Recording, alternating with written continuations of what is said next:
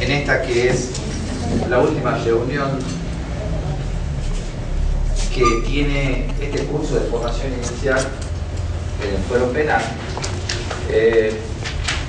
lo que nos queda por examinar es qué sucede con aquel funcionario judicial que trabaja en el juzgado de menores. Por eso es que hoy trabajaremos sobre todo lo vinculado con la temática de la minoridad y el proceso penal. Por eso es que hoy gentilmente ha querido colaborar con nosotros el doctor Luis Reignac, que es secretario de menores del juzgado de menores de segunda nominación, y él es secretario penal del juzgado de menores de segunda nominación.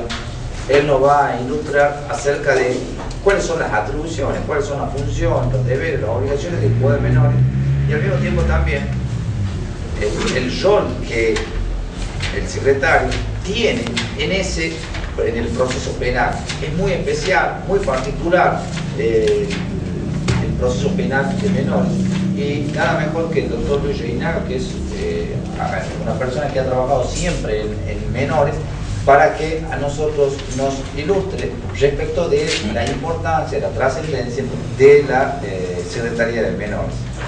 Bien, doctor Reignac, por favor. Gracias.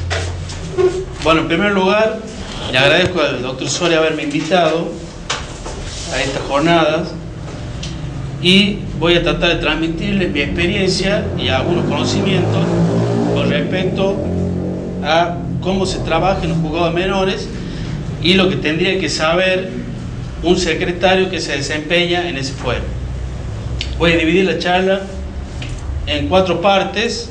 En primer lugar, les voy a hacer una reseña de la legislación con la que se trabaja en un juzgado de menores. Después voy a explicarles la competencia y la integración de los juzgados de menores en Catamarca. Luego les daré a conocer algunos principios generales y especiales de la justicia de menores. Y por último, las funciones específicas que debe cumplir un secretario en un juzgado de menores. Bueno, como primera medida, el secretario debe saber y hacer saber, conocer la legislación con la que funciona la justicia de menores. Tenemos como legislación madre o legislación principal la Convención sobre los Derechos del Niño, que ha sido incorporada a nuestro ordenamiento jurídico a través del artículo 75, inciso 22 de la Constitución Nacional en el año 94, lo que le da rango constitucional a este documento internacional que ha suscrito nuestro país y que es obligatoria su aplicabilidad en la justicia de menores. Luego tenemos instructivos generales, que no son propiamente legislación, sino que son documentos internacionales creados por la Asamblea de las Naciones Unidas en distintos temas relacionados a la minoridad.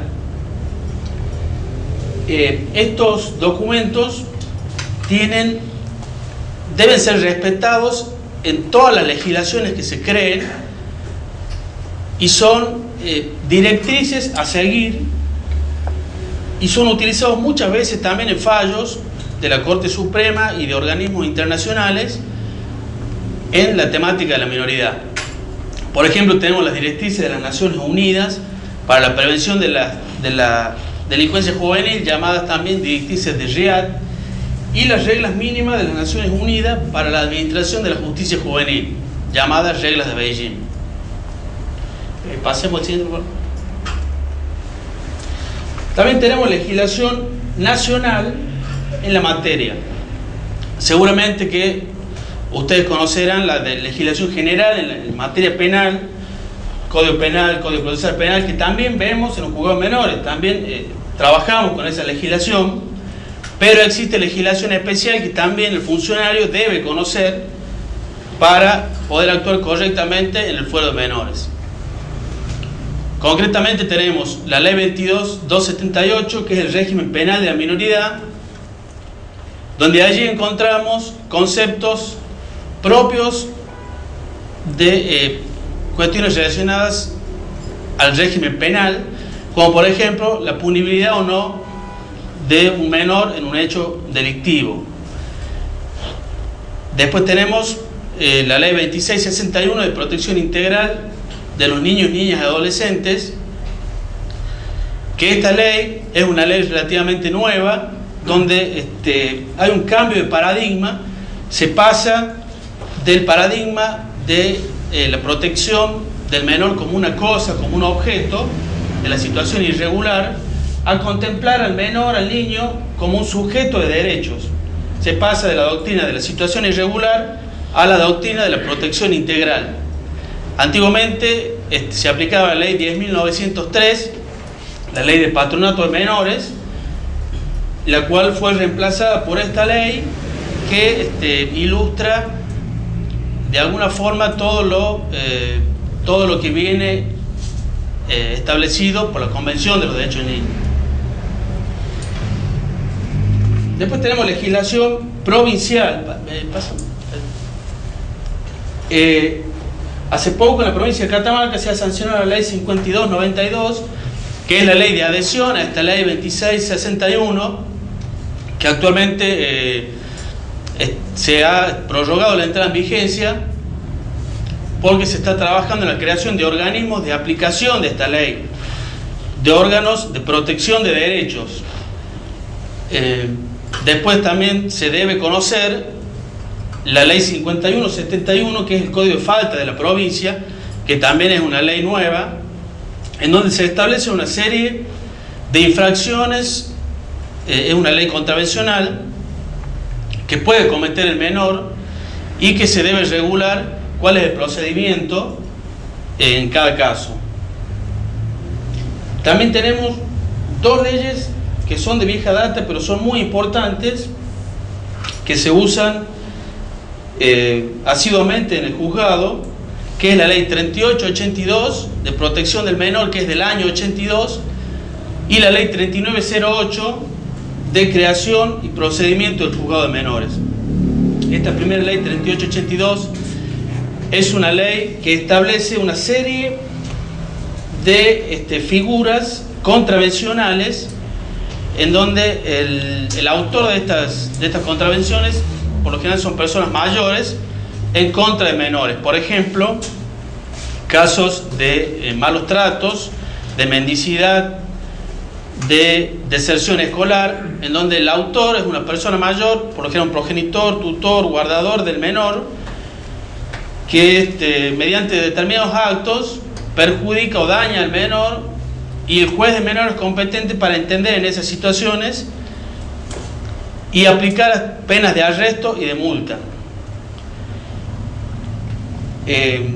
También nos habla de las infracciones, de las inconductas que puede cometer un menor y quedar en la órbita del juzgado de menores bajo la tutela del juez.